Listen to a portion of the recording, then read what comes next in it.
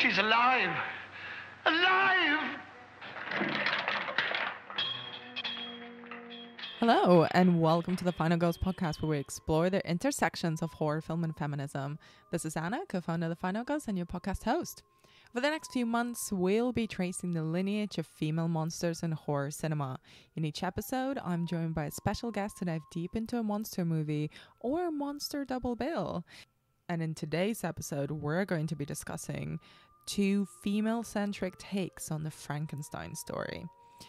First, we're going to be picking apart The Bride from 1985, a film I genuinely wish I'd known about before, with the maddest cast ever. Sting playing Dr. Frankenstein, Clancy Brown as the monster, and Jennifer Beals as the titular bride. They're also supported by Geraldine Page, Quentin Crisp, Carrie Elvis, Phil Daniels, Timothy Spall, Anthony Higgins, David Rappaport, just insane. The film picks up the story after Dr. Frankenstein creates a mate for his monster, a woman who he calls Eva, who promptly rejects the male creature. Things get complicated when the doctor himself is attracted to his creation and teaches her how to be a proper Victorian woman. Following that, we'll be covering Frankenhooker, a horror comedy from 1990 that sees Dr. Frankenstein reinvented as a New Jersey medical dropout student who rebuilds his girlfriend with body parts from exploded sex workers after she's accidentally killed by a lawnmower. It's a whole thing. I'm joined in this episode by the super smart and super hilarious writer, podcaster, and comedian Jordan Searles to discuss the good, the bad, and the absolutely batshit bits of both films. As usual, be warned that we will be spoiling both films pretty much from the very beginning, and these are both, to be fair, retellings of the Frankenstein story, so take the spoiler warning as you will. In either case, enjoy Jordan and mine's discussion about The Bride and Frankenhooker.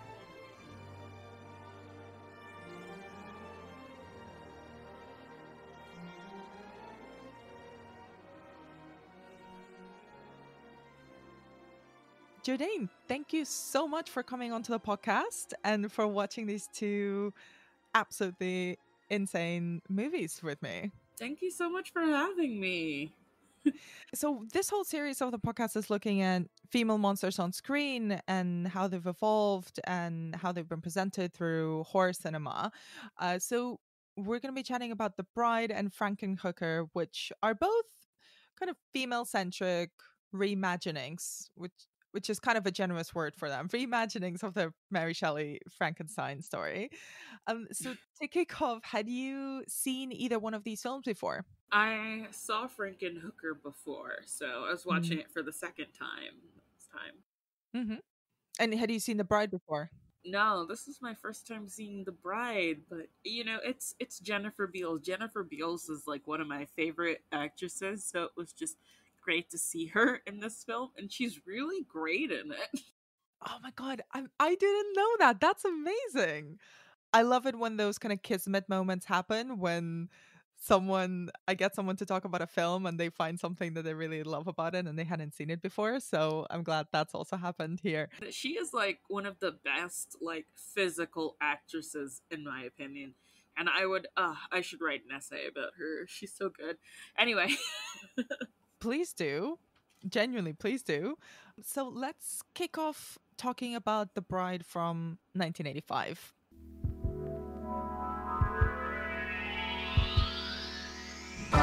He desired something beyond love.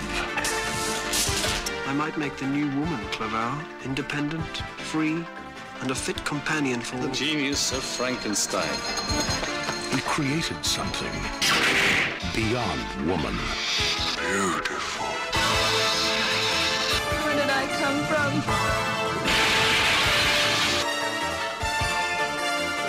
She'll break a few hearts, will she not?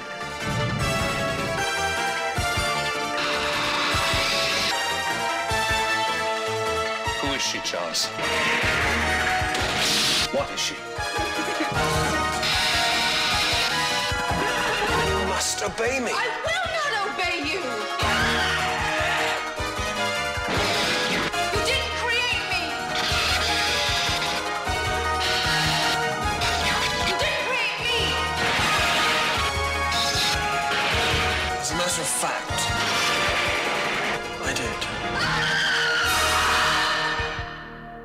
Sting. Jennifer Beals, The Bride.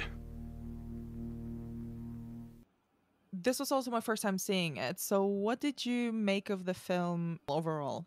I think that there were a lot of great elements. It was one of those things where I saw that it had bad ratings and bad reviews, and then I watched it and I was confused because, like, my main gripe with it is that it's too long. But otherwise, I think that the writing is really smart. I think that the performances are really great.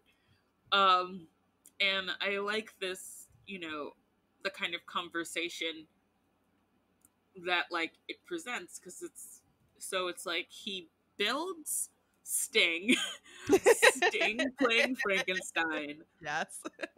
builds a woman to be with the monster, Mm. but she's so beautiful and so different from the original monster that he decides, no, I'd rather just have her for myself. And it's just this weird thing where he created her, but he clearly like wants to have sex with her. And you're just kind of waiting the whole time for him to like try to do it. And then when he does, he's, admittedly terrible. Like, and also like the monster just going on this journey where he's just like trying to find himself and making a friend and joining the circus. And I thought that was really cool. I also really enjoyed the fact that there was like a connection between the two. When one of the monsters felt pain, the other one also felt that pain. Like there was like a connection to them that I thought was really interesting. Also, I thought it was interesting that the film recognizes that Percy Shelley exists. because there's the part where they're talking about poetry and Dr. Frankenstein is talking about Keats, and then the bride is like, no, but Percy Shelley is a better writer. And it's just this weird argument that they have. And then there's this really telling line where it's like it's something like, the problem with women being free is that they're free to despise us. Oh, yes. Oh my God. I wrote that line down in my notes when I was watching this. The trouble with free women is that they're free to despise us. And I love that it's sort of Frankenstein's friend who tells him that, because it's such an interesting film. I'll admit that like when I found it for when I was researching this season, I expected it to be sort of silly and quite camp, perhaps kind of not as intense as it actually is. But I find it really interesting as well that how it sort of starts where the all of our usual depictions and adaptations of the Frankenstein story usually end.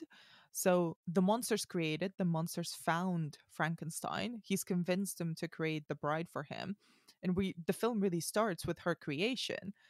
But instead of ending there, it's like everything else that well, at least I hadn't seen really before. Because usually in all of the Frankenstein adaptations, the bride is created towards the end, and then she usually dies at the end as well. So, what did you make of this interpretation of the bride specifically? I actually have not seen The Bride of Frankenstein, like the original film, which now I kind of want to see, because this film feels like a commentary on that story, like almost like fanfic. Yeah. What if the bride came and she was beautiful and she looked like super normal, but she still didn't really know how to exist in the human world. But then she learns, and she learns faster than the first monster. She takes to humanity way quicker. And it's fascinating. I mean, there's one thing that I feel like I need to say that I don't feel like anyone really thought about while they were making the film, is that Jennifer Beals is black. And I just thought that that's really interesting. I mean, Jennifer Beals is very pale, so I think, oh, maybe when they cast her, they didn't know that she was black. But I do think that it's really interesting that the Bride of Frankenstein is a black woman, and she's just like hanging out in Budapest, like being trained to impress all of these white people. I don't know. It's really, that kind of changes it a Yeah. little bit for me.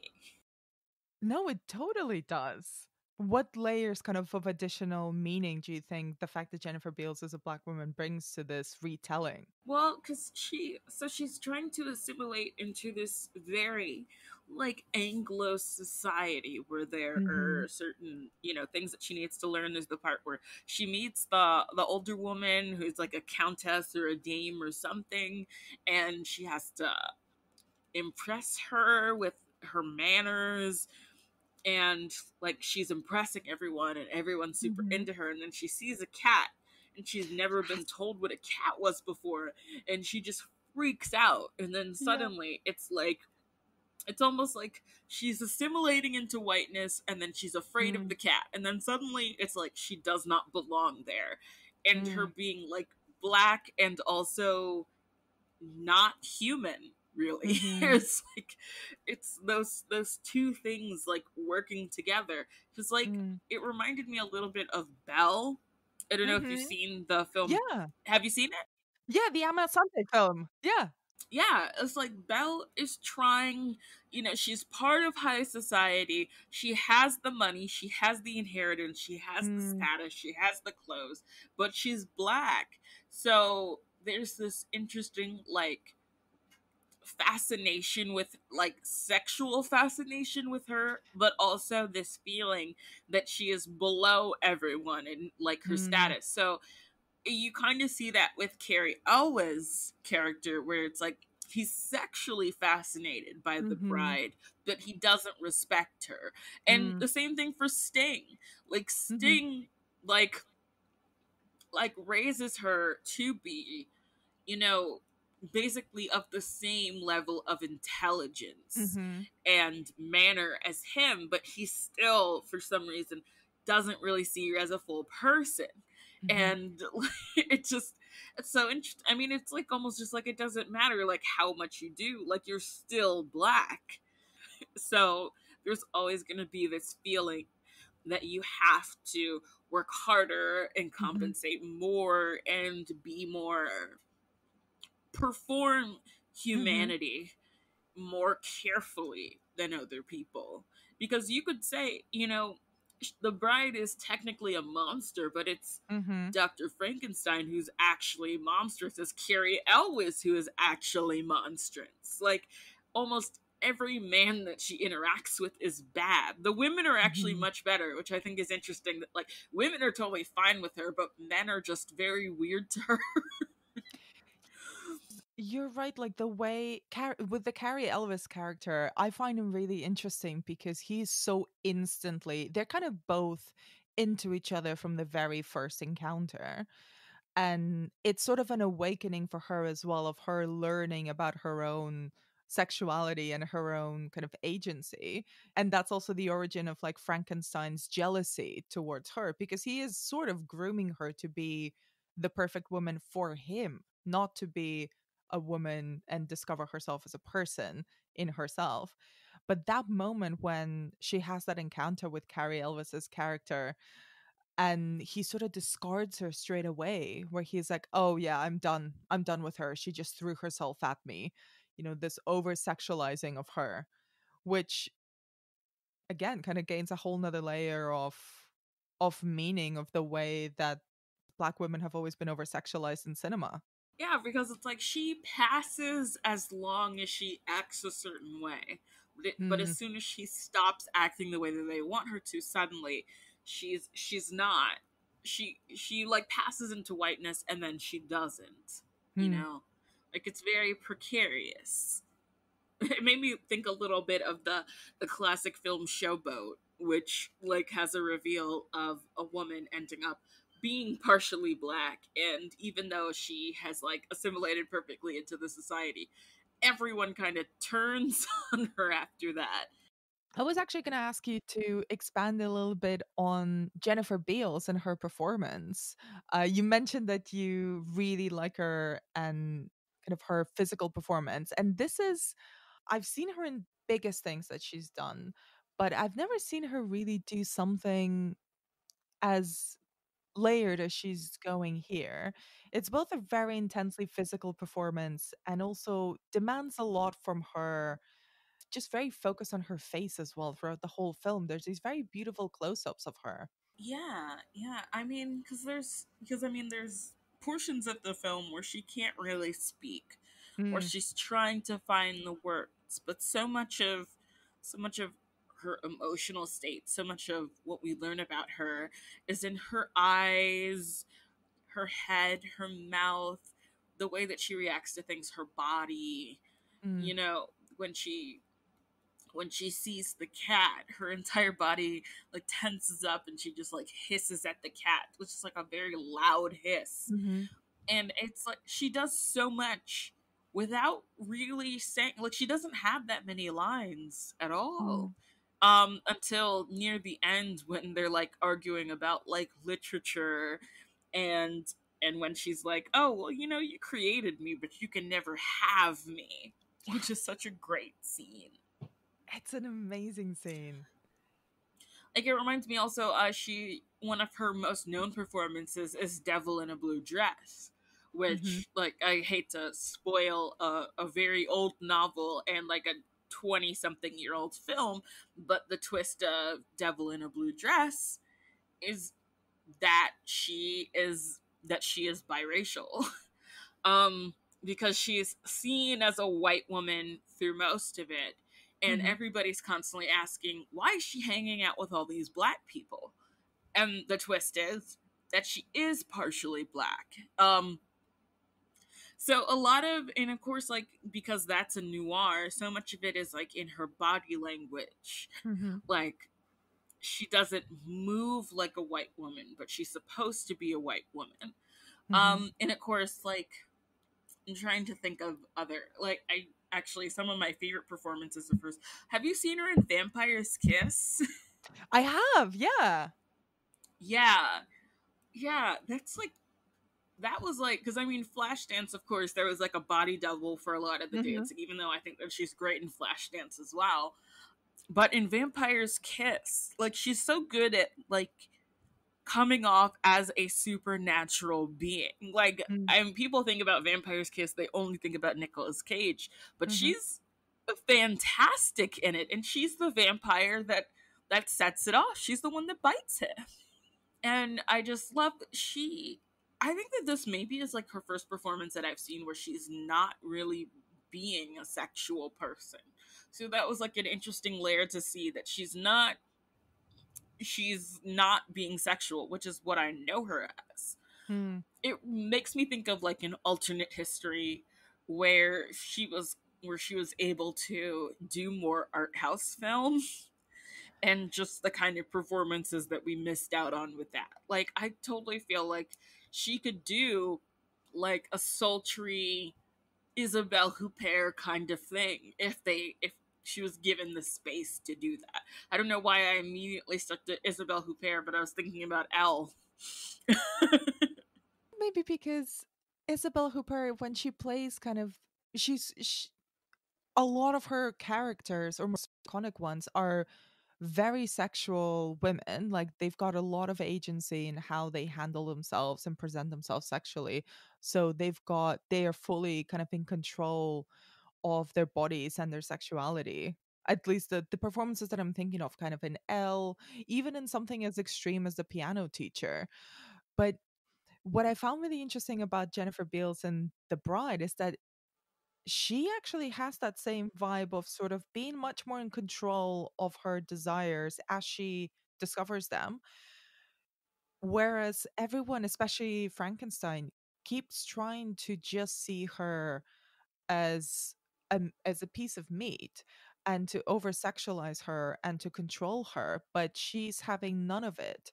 So the film really kind of shifts, I think, once she starts speaking and understanding herself and trying to understand and come to grips with the world around her, and reading and speaking to other people, kind of that control that Frankenstein has over her really starts to um disappear. Yeah, because I mean, essentially, it's kind of like, oh yeah, you built something and you can't control it. But it's Mm. even more interesting because it's a woman who is being groomed, and who, like, in her learning, in her education, she realizes that she's being groomed, and she tries to Yeah. put a stop to it. So what do you And think, so, go ahead. I was going to ask you kind of to, what do you think about this relationship between Frankenstein and the bride, who he gives her a name. Her name is Eva in the film. Yes, Eva. Um, Very, classic Svengali.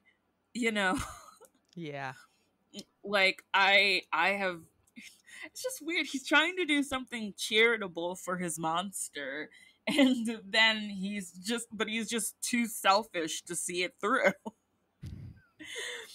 And it's kind of weird because I'm constantly wondering what his end game is. Like, Mm, because it takes a while for him to admit that he made her, and when he does admit it, it's like a trump card. It's like, oh, you think that you have agency, you think that you're your own person, but you're not. mm, You're my person. I own you. And it's such mm, an interesting, because he wants to, like, at that point, he wants to fuck her. But that's such a weird thing to say to a person that you want to fuck. That, like, oh, I made you, and now I want to have sex with you. It's like, but you taught her to be intelligent, and any intelligent person would know that that's fucked up. So it's, I don't know, it's like he did too good of a job. He's too much of a snob. like Sting's Frankenstein, which is not a sentence I ever thought I would ever be saying out loud. Sting's Frankenstein is like, starts off as sort of a, like, like illuminated man, because he has this conversation with his friend who's like, I'm gonna make her a new woman. She's gonna be free and independent and smart. She's gonna be equal to men. She's gonna be just as good as us, which in that very monologue that he does kind of betrays the way that he really feels about women, which is that they're not equal to men. But like, he starts off in the first half of the film kind of having this mission of, no, I don't just want a woman that I can fuck and have as my property. I want her to be a person. And then he does this like 180 when she actually does become a person and rejects him. Well, yeah, I mean, I read Frankenstein in high school, and Hmm. I didn't really like most of the books that we read in school. I specifically also remember, like, talking shit about King Arthur for long periods of time, but when we got to Frankenstein, it was just so fascinating as a Mm, story, and I had always felt like the way that the story had been told to me and the way that it was thought of in pop culture was mm. not how the book was. The book was Yes. a man who creates another man, but the man isn't good enough for him, like, not smart enough, not Mm-hmm. human looking enough, Mm-hmm. and rejects him. And then, of course, the monster systemically kills everyone that Frankenstein loves, and then kills Frankenstein. He's like basically like a slasher villain, but like a slasher villain that it's like, if you're, I was like rooting for Michael Myers while reading Frankenstein. Like, yes, all of these people, he deserves to die. Yes, I agree. Yeah. So I love in this version that Dr. Frankenstein is a person who is kind of like undone by his snobbery. He's Mm, undone by his very, like, white Anglo idea of what a person is. Because I mean, when you look at the monster, who in my high school class we named him Adam for the first mm-hmm. man, and it's so Mm-hmm. interesting that, like, not a lot of adaptations name him Adam, when it's like, it's right there. Just name him Yeah. Adam. um but when we look at the the monster who gets named Victor in this film, played wonderfully by Clancy Brown. It's like Clancy Brown on the outside doesn't really, he doesn't look entirely human, but on the inside, he's one of the more, like, one of the most emotional men in the film. One of the men who's, like, most in touch with his emotions. And of course, his friendship with the best character in this movie, whose name I do not know. I need to look at the Ronaldo. IMDb. Ronaldo, yes. Yes. His friendship with Ronaldo is so beautiful, because the thing about it is that though Dr. Frankenstein is like a high society man and he has all this power and all this money, he doesn't really have any like tender friendships. And his monster Victor immediately makes a friend, and it's a beautiful friendship where they talk about love and they talk about life. And he, because we watch Victor mature as well. Like, he never like speaks well in the way that Eva does, but he becomes this really emotionally in tune, gentle man. And he, becomes, the ending, he becomes Eva's partner. And it makes total sense at the end when Eva chooses him, because he's so kind and he listens. It's like that's what we want. That's what women want in heterosexual relationships, for the man to listen. The bar is so low. The bar is in hell, but like, yeah. And Clancy Brown, Clancy Brown is also fantastic physical performer, fantastic vocal performer. Love Clancy Brown.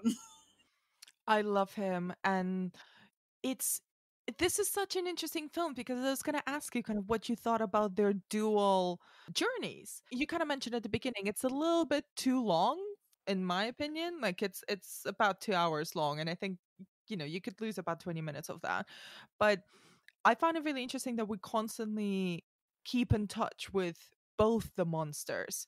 We see Victor evolve and grow and change, and we see the bride evolve and grow and change. And they have a very kind of almost emotional, supernatural connection with each other, like you mentioned. And then they sort of meet by accident before, sort of midway through the film. So I wanted to kind of ask you, what do you make about this dual storyline of the monsters, becoming more human and the humans around them turning out to be very monstrous? Yeah, I think that it's great. I think that it's like maybe the best like element of the film is that you get to watch. Because like when you're the great way to get invested in a romantic story is you become invested in both characters, so that when they come together, it's like we know who they are and we know why they complement each other. And so in that sense, I think that it's a very, like, as a romance, structured very well. Having seen this film, and you have a whole podcast about romantic movies, how do you think this is more of a horror film or a romance film? I think it's more of a romance. It reminds me more of like Jane Austen, honestly. Cool. Okay. More than Mary Shelley. Yeah, it seems more Jane Austen than Mary Shelley. Yeah. It's very much like it's a story about manners and about, social status. Like, Victor has to join the circus because that is the only community that will take him. And she is of a higher status, so it's kind of like one of those like classic romances where the woman is high society and the man is lower society, or vice versa. And it's like, are they gonna end up together, or is the richer one going to partner with the richer person and have kind of an empty relationship or not? Like, it's, you know, it's Yeah, Titanic. It's like, yeah. It is Titanic. Before we move on to Frankenhooker, what did you make kind of the design of it? Like the sets, the lavishness, the look and feel of the film. I thought it was beautiful. It's interesting because like when I saw that it existed, I thought it would be cheap, and then I watched it and I was like, no, they put a lot of money into this. They wanted this to do well, which was like the most surprising thing. And oh my god, the costumes, every dress that Jennifer Beals was in, when she's on the horse and she's in like kind of like the blue like suit dress thing, I was like, I want that. God, so good. Yeah, no, I thought it was really pretty. I mean, I thought, of course, like the only set that I didn't like was the tavern that Victor and Ronaldo go into. That tavern looked like a Wishbone set. But like everything else looked great. I loved especially the beginning scenes with Frankenstein's laboratory and all of those, and then his house with all the billowing curtains. It felt like a Sting music video, to be honest. You know, all the billowing curtains, the intense stares through, you know, silk, and you know, all that bright blue neon lights in the lab when he's creating the bride, and kind of all the massive ropes that are holding her up as she's sort of being brought into life. I thought it was really gorgeous. And there was like some gory elements, like he had, you know, human bits and pieces sort of in jars all around his lab. His lab assistant, Quentin Crisp, the supporting cast in this film is insane. I don't even understand what half of them are doing in it. And it's not like they have massive roles, but the fact that Quentin Crisp is his lab assistant and Geraldine Page is like his housekeeper, I just really floored me. Oh my god, love Geraldine Page in this film. Also a very physical performance because she doesn't speak very much, but her eyes and her face really tells you everything. And it's also great to see her start to like Eva more than Dr. Frankenstein. It's great to see like her alliance shifts. And when he fires her, I'm like happy for her because she doesn't have to be around him anymore. Before we move on, is there anything about the bride that you wanted to talk about that we haven't mentioned? No, not really. I mean, aside from Jennifer Beals looks beautiful. I mean, she's God, stunning in this. What a beautiful woman. She's so... I think this film really, really knows how to light her, how to frame her. She looks stunning. Yeah, the film knows how beautiful she is. It's... her eyes, those eyes, just beautiful, great, fantastic, love it. Like, if I had seen this when I was like a teenager, I would have been obsessed with it. Me too, to be honest. Me too. I really regret not discovering this film earlier. So moving on to Frankenhooker, which you'd seen before, and I was watching for the first time for the purposes of this podcast. In 1931, the world was horrified by the motion picture Frankenstein. In 1935, horror turned to terror with The Bride of Frankenstein. In 1990, the makers of Basket Case and Brain Damage bring you... Want a date? Frankenhooker. Jeffrey Franken has a plan. I just want to bring you back, Elizabeth. He has the ingenuity. I need female body parts. He has everything he needs, except the raw materials. Just hold still. Excellent. Oh, my God. Bunyan!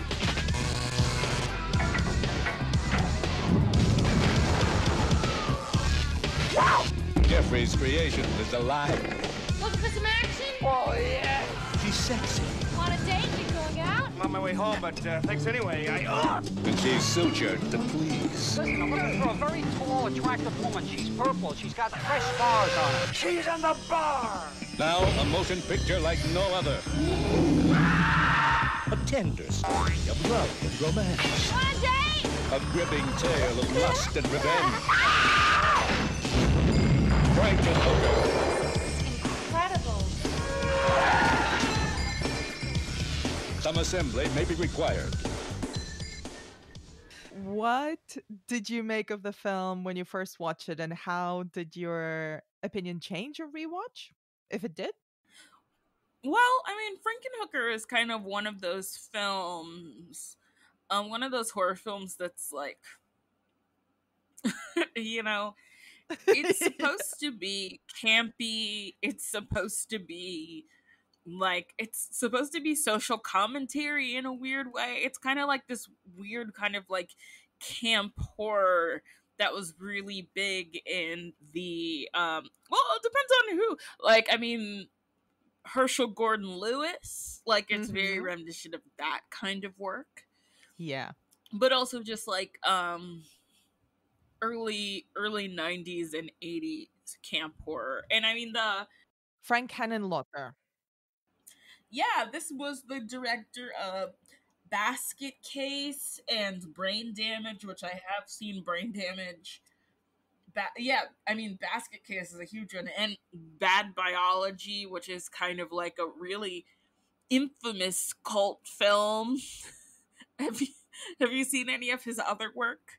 I have seen Basket Case.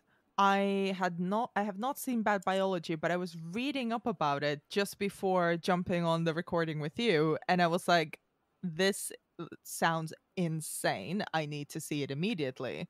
It's funny that you mentioned Herschel Gordon Lewis, because I was looking at Frank Henenlotter's work, and he made a whole documentary about Herschel Gordon Lewis, and apparently never really referred to himself as a horror filmmaker. He always thought that he made exploitation films, which is a really kind of throwback way of approaching your own work, I guess. Is kind of really putting his own work in a very particular type of filmmaking, a very particular tradition of filmmaking.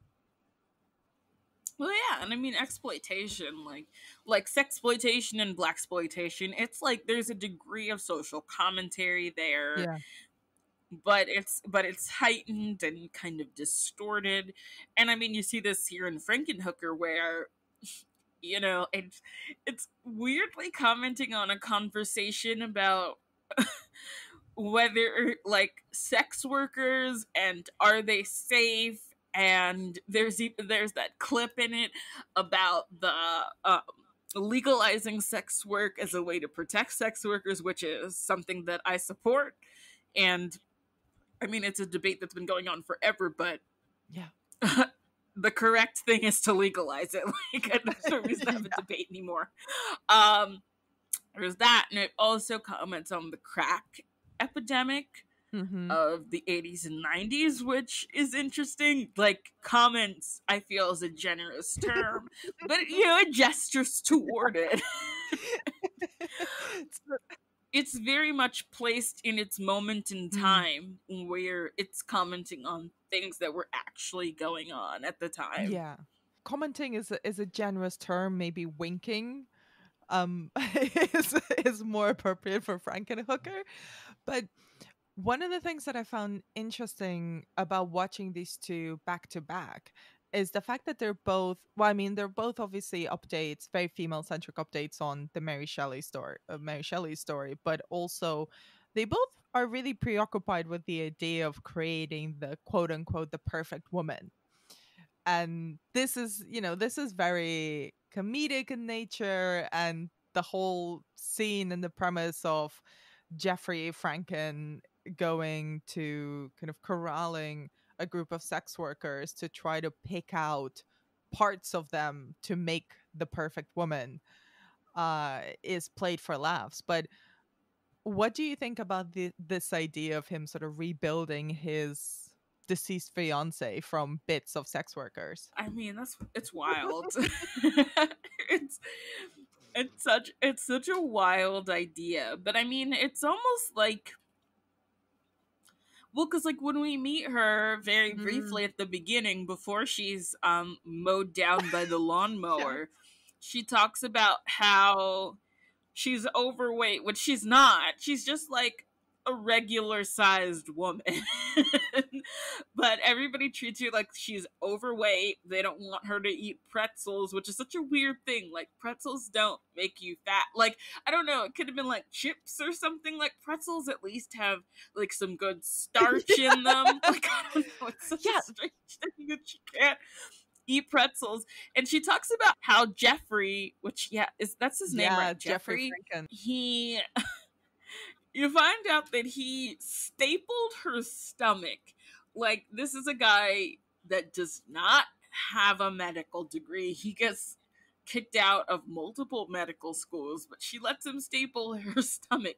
And so of course it's fascinating that when he builds her, when he rebuilds her, he rebuilds her skinnier than she was. There's a scene when he revives her where he's like, I love you, but now, I made you better. Now you're perfect.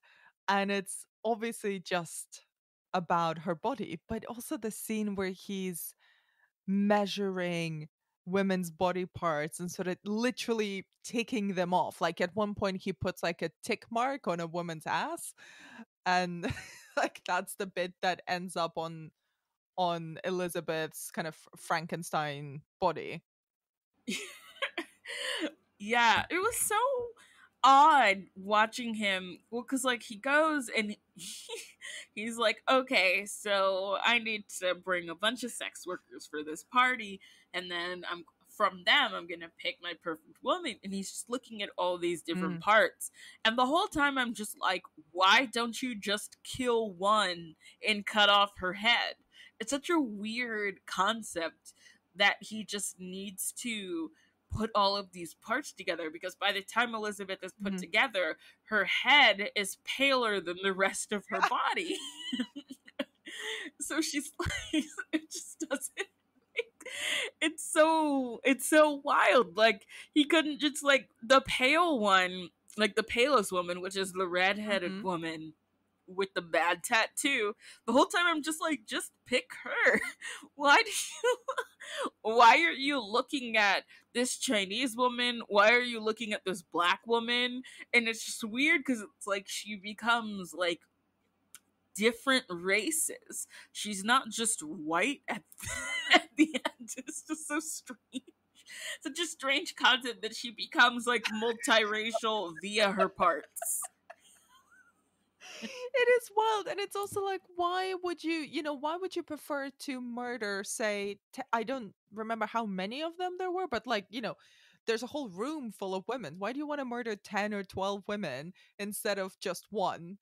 Especially because he has such guilt about committing the murders that he has to drill into his own head, which is a hilarious scene where he's like giving all the exposition about what he's about to do while actually physically drilling into his own brain. Yeah, it's so it's so weird, because it's just like, you think that, because you would think that he's doing it because he loves Elizabeth and he just can't live without her. And, that's why he's like preserving her head, in preparation for this and waiting for a thunderstorm. And he knows exactly when the thunderstorm is coming, which is like great. Like weather reports are like an estimate. So how does he perfectly clock when it's coming? It's so weird. But yeah, like he says that he loves her, but then when but the way that he rebuilds her and just the way that he goes about it kind of plays against that. Like, he's still objectifying her and he still wants her to look, quote unquote, better than she did before, instead of just bringing her back. And what do you make of Elizabeth as the monster in this film? Like, when she is rebuilt and when she comes alive, and goes on a rampage to get laid through New York City. Well, number one, incredible performance from Patty Mullen. Like, just so committed, such an interesting physical performance. I love the way that she moves her mouth and kind of like moves her head like it's cranking from side to side, and even the way that she just kind of like she stiffens up her shoulders so that she can walk in that kind of like classic 30s like Frankenstein walk. And I just love like the way that she spouts her dialogue, the way that she turns her head, the way that she pushes, like it's such a great physical performance. Love this woman. It's annoying to me that she wasn't in that many films because she's so good. Can you just imagine like trying to get a part and being like, well, here's my reel. I was in Frankenhooker. Here's some clips. Meanwhile, the guy that played Jeffrey, who is like, it's a very weird performance. He was in The Irishman. I don't even remember who he played in The Irishman, but it's like right here that his most recent film was The Irishman. And now I want to rewatch it to figure out who he is in that movie because I watched it. I don't remember him. I'm like, what? I don't remember him at all in The Irishman. Yes. This is like, it's shocking. Yes, the guy who plays Jeffrey, James Lorenz, was in The Irishman. So he's doing great. Fuck, oh my god. He's in like a lot of interesting films. He's in another classic kind of exploitation horror film, Street Trash. Yeah. He's been in an Abel Ferrara movie. Like, he's been in a Spielberg movie. He's in Bridge of Spies. He's in King of New York. Like, this is a man who is working. He's in RoboCop 3. This is a man that went on to have a career, which is weird because, like, his performance is so sarcastic. Like, every line that he says is sarcastic. Like, when he takes the crack from the pimp, the pimp being Zorro, who's fantastic. I love Zorro. So good. And Zorro is the actor who plays Zorro is also in Brain Damage. But so he takes the crack and he's making super crack. Super crack. Super crack is such a wild, like, it's something that only a white male director would create as super crack. So he's making it, and of course the clip from the talk show where the woman was debating with the host about how sex workers need to be protected, and he's just like watching it, he's just so sarcastically like, no, she's right, crack, it's killing him. It's killing him. It's just like that line reading. It's killing him. So he's so sarcastic. And then he makes the super crack, and his rationale is that, like, well, it's already killing him. I'm just speeding up the process. You can see his cogs turning. He's like, I'm not really the villain in this. You know, I'm just putting them out of their misery. Like, if they don't want to smoke the crack, then they won't. I am simply presenting the crack to them. And the scene where they all smoke the crack is one of the wildest things ever. Because I just kept on thinking, all of these actresses were brought into this room and they are told, get excited about crack. Like, you're getting a new car. Like, just the level of excitement. They're just like, they're like screaming. They're just like grabbing the crack and they're like holding him down because he's like, no, don't smoke it. And then they're just like, whatever, narc.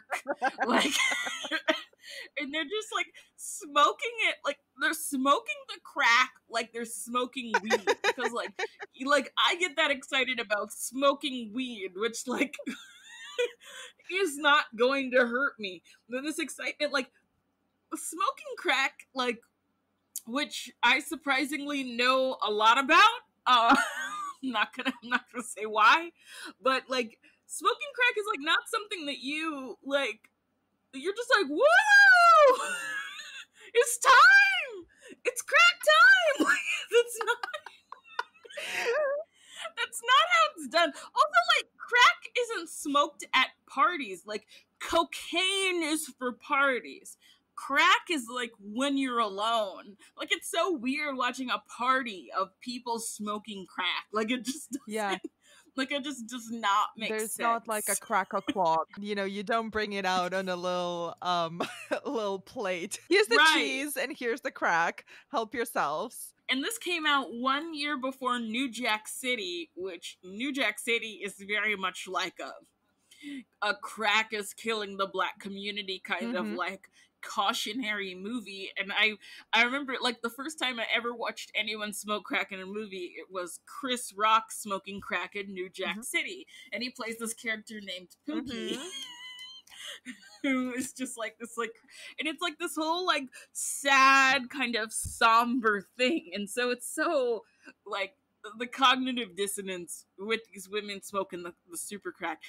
And so they smoke the super crack and they're having a great time, and then they just start exploding. Not just regular explode, they explode like firecrackers. Like, they're just like popping off. Oh, the effects in this movie are out of control. I quite enjoyed them because I was like, what is gonna, like, their heads are just gonna blow off, their arms are coming off, their torso just pops out.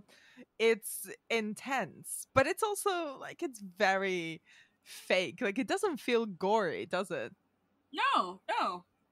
Well, I mean, I guess that's kind of how it's more of an exploitation than horror, because it's not trying to scare you. Like, there's no way that, you know, you're going to smoke super crack that just kind of like glows kind of like green and blue.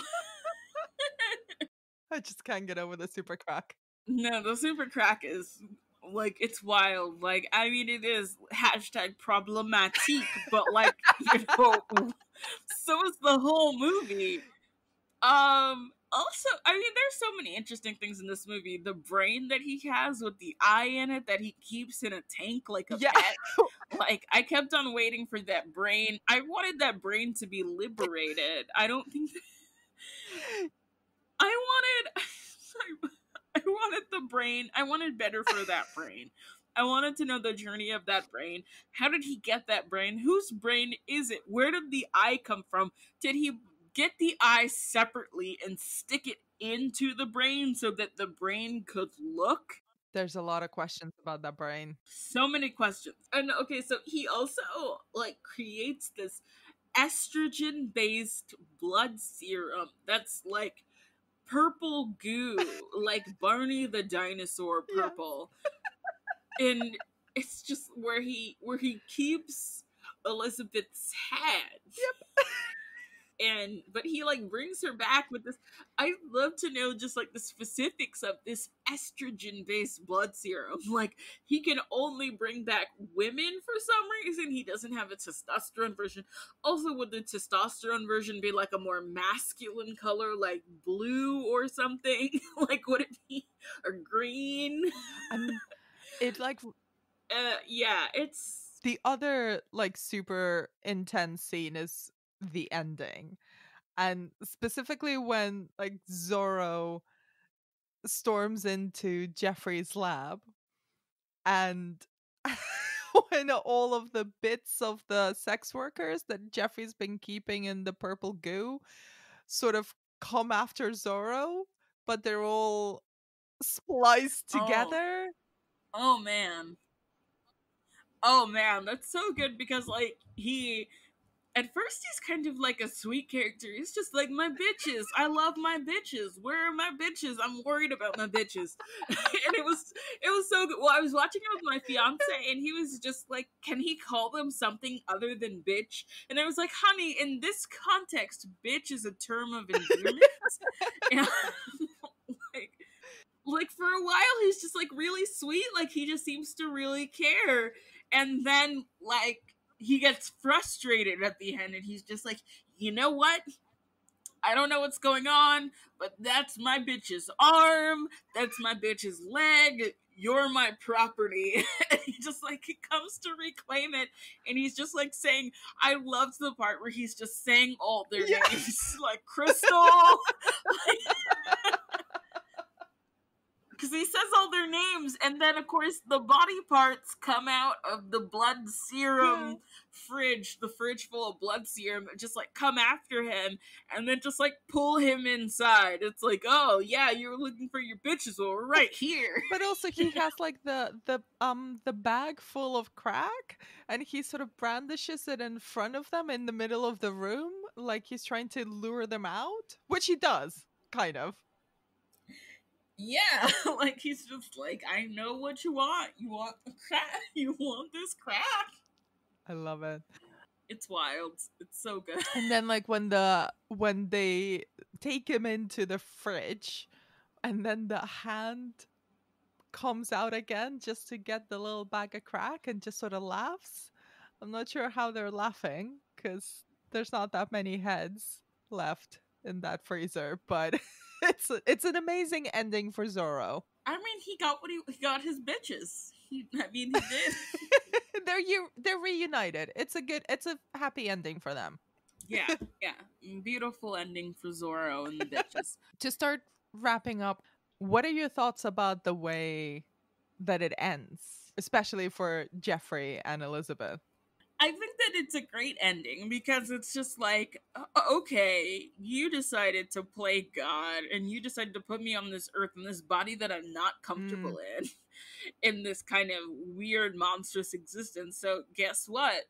You get to come back in a way that you didn't want to as well. I think the ending is actually the best part because it's just like, because there's this whole like undercurrent of like, men trying to control women, and then she controls him.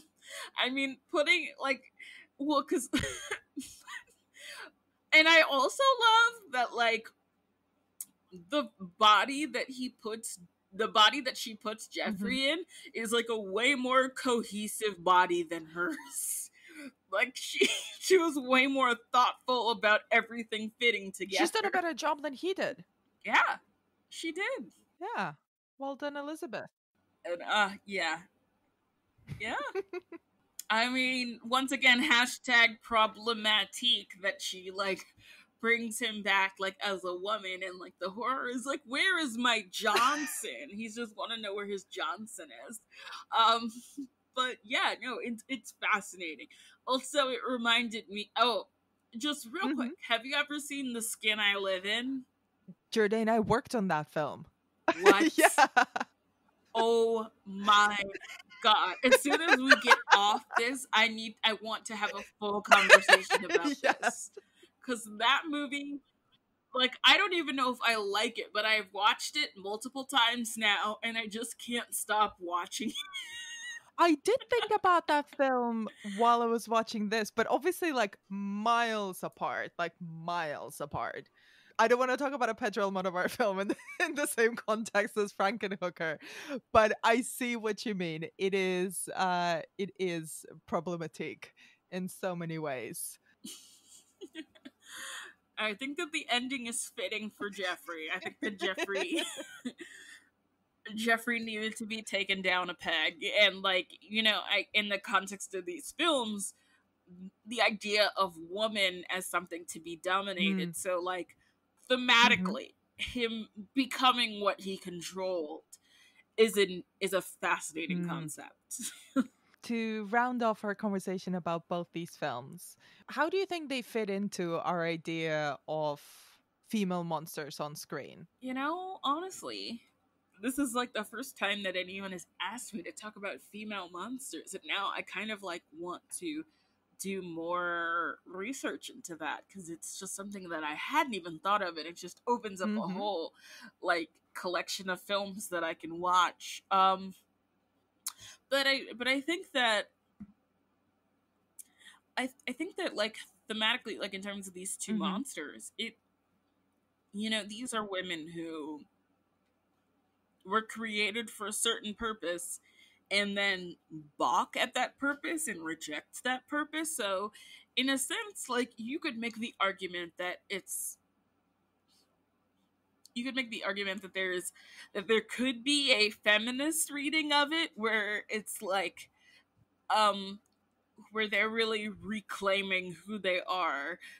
Even though who they are was totally created by a man, like they find a way to make peace with it and own it. And I think that, like, in terms of like an emotional journey, that's very satisfying. Would you recommend contemporary horror fans seek these films out? Yes. I do not regret watching them. Like, they were interesting in a lot of ways, and I do recommend both of them. Like, for Frankenhooker, you know, you can watch it once. Yeah. But like, The Bride is so interesting. Like, if somebody made like a mini series reimagining of The Bride, I would totally watch that. So, yeah. My God. Jordan, thank you so much for your time and for your insight into both of these films. Where can people find out more about your work online? You can find me on Twitter at JOURDAYEN. And, you know, I share a lot of links to my work. You can look me up on Muckrack, which is like a journalism portfolio site, which has like almost all of the links to my work. I still need to update it. You can listen to my podcast, Bad Romance Podcast, on Lunar Light Studio. Great network, and you can listen to it on Spotify and Apple Podcasts and everything. I even have some stand-up comedy on YouTube that you can watch. If you look up my name, you'll find it. Amazing. Thank you so much. Thank you for having me. And that's it for another episode of the Final Girls podcast. You can find us on Apple Podcasts, Spotify, or wherever you get your podcasts. If you can, please do leave us a review on Apple Podcasts, and you can find out more about what we do on thefinalgirls.co.uk, and follow us on Twitter, Instagram, and Facebook at The Final Girls UK. You can also follow Jordan on Twitter at Jordan. That's JOURDAYEN. And I am often tweeting about crisps on Anna Be Demented. Thank you for listening, and we'll be back next week with a double bill of Lady Zombies.